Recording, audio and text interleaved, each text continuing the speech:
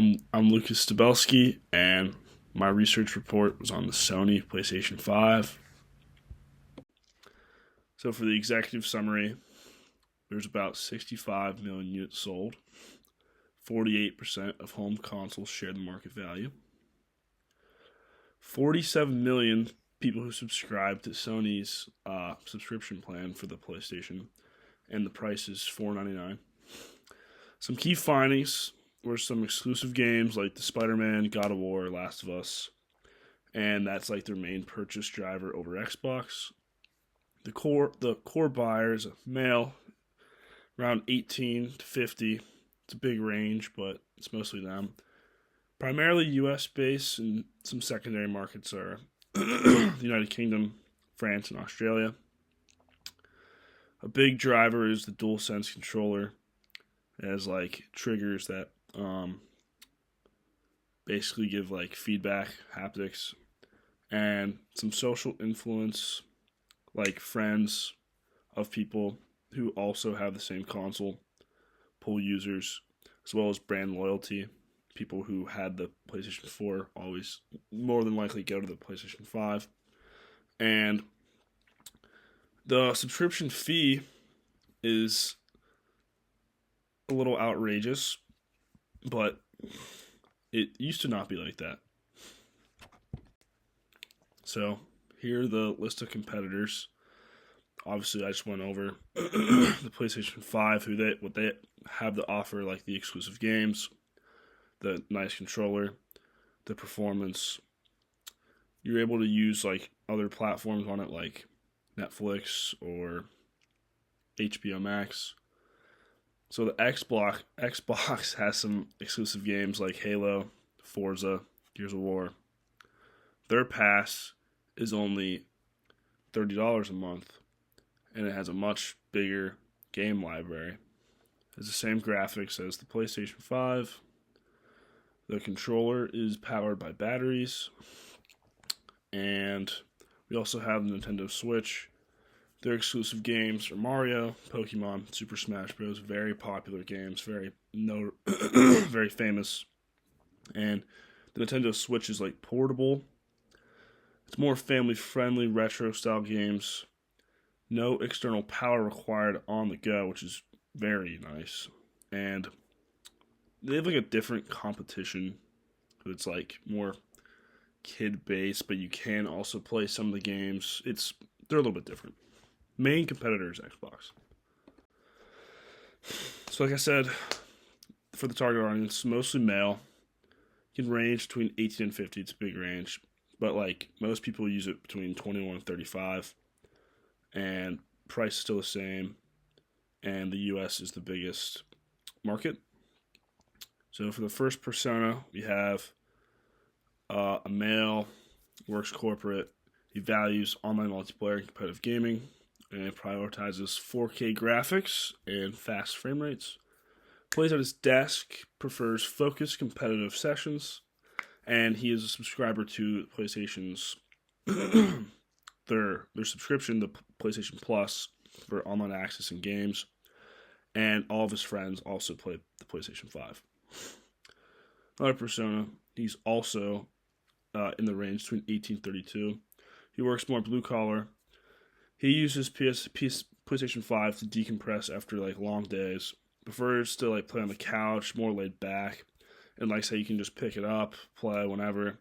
And he enjoys the exclusive games, and he values price more than anything. Like if it's too expensive, he's not going to get it. Key purchase drivers.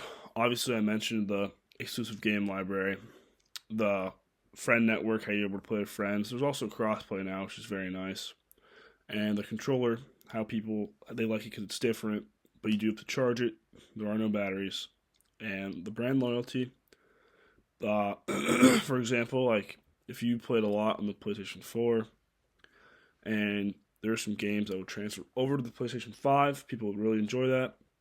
As well as the performance and graphics, like the 4K on a 4K TV and the 120 FPS, and very fast load times. And lastly, the multimedia entertainment, like Blu-ray that you can use Netflix or HBO, That's typically for older people. So here's the quantitative findings.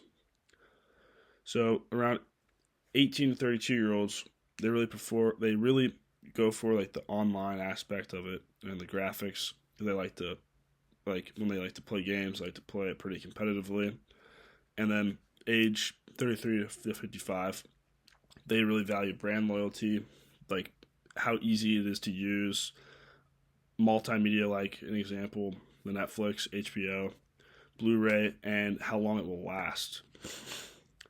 So typically full-time workers like the convenience and like how they can just relax, sit back when they play, and like the students or like part-time workers like more competitively, and like they value the subscription that they pay because you get games for that, and they value the price of that.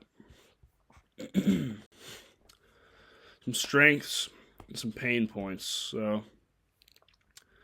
the exclusive game library, number one competitive advantage. The controller is up there. People love the controller. And the brand loyalty, as well as the graphics. They're on par with Xbox, but they're both next gen. And the fast load times, people love that as well. The being able to use Blu-ray, Netflix, HBO, Hulu, people love that. And another big strength is the social network. How if your friend has it, you're most likely going to get it. Some struggle points. The subscription costs $80 a year. It's a lot for some people. And the controller sometimes can get old, like it'll break, and then the sticks won't work. The hardware, sometimes you get some complaints, and then that ends up people switching over to Xbox. And it requires constant Wi-Fi, and then the controller has to be charged. Where Xbox, you can just plug in, throw in batteries, boom, you're good. And honestly, the cost is pretty expensive. Not everyone just has $499 to throw around. And the cross-console play limitations, that is what gets some people to turn away. So here are my recommendations. Keep the exclusive game library. Make sure you can try your hardest to get the companies who make the games to stay with the exclusive, like the contract. Make sure they don't leave it, because it's very powerful. It's a very good differentiator. And the more games they have that will be exclusive, the better. And there should be, they need to really try to lower the PlayStation subscription costs, because some people can't really pay that. And it's almost like you need to pay it when you buy a PlayStation, which people really aren't a fan of. If they can get that down by any means necessary, try to lower it, they'll drive a lot of more people. And they need to broaden the marketing to like other people, because there's not many female users. There still are female users, just not as many as there should be. And the 33 to 55 age group is underrepresented in brand messaging and in the user base. They need to highlight the PS5 as a full home entertainment system, not just a gaming platform. Here what I use for research, and then obviously here are some limitations, like the sample size is only 100 people versus like 65 million global users. And self-selection bias. Obviously, if you own one, you might be a little more biased than if you don't own one. And some percent of responses were removed because they just weren't their bias. And then geographic skew. Majority of the voices in the U.S. are based males. And then not many female consumers. And the racial diversity was limited. And my findings reflect a subset of PS5 users.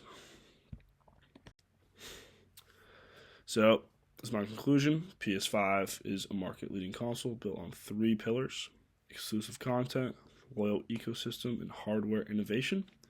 To sustain competitive position, Sony must protect the exclusive content advantage, address growing subscription cost concerns, and expand its outreach to unserved audience segments, particularly women and who are 33 to 55 demographic. Continued attention to the motivations and frustrations of its daily consumer base will be essential for long-term growth. Thank you.